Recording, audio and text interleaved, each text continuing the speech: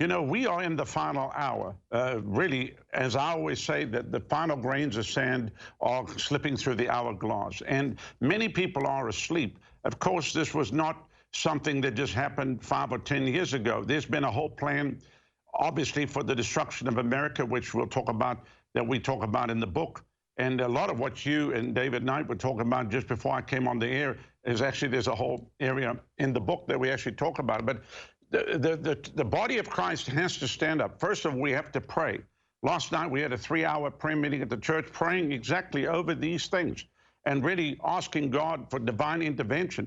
And the church has to get radical. The people of God have to get radical. There are many elements, even what you're facing in Austin right now, which they can say they don't know the motive behind, is terrorism. It's basically terrorism.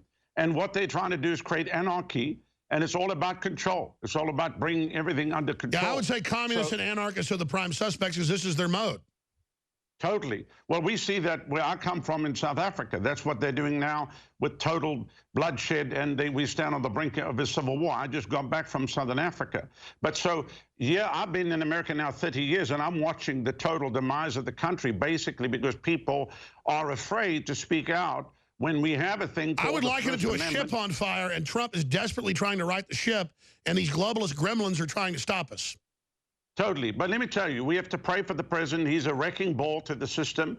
And you know, somebody said, oh, you fired this one. I said, fire all of the bums up there. Just fire them all. I mean, basically, this thing is so far gone that without divine intervention, we're not going to see a recovery. So the church has to pray. The body of Christ have to pray. And then everybody has to ask God, what do you want me to do? As in the case of you, Alex, you're doing everything you can and more.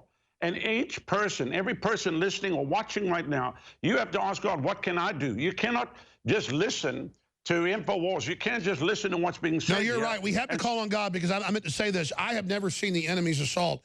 I'm not worried about the assault, financial or media, but the spiritual assault, I can see it.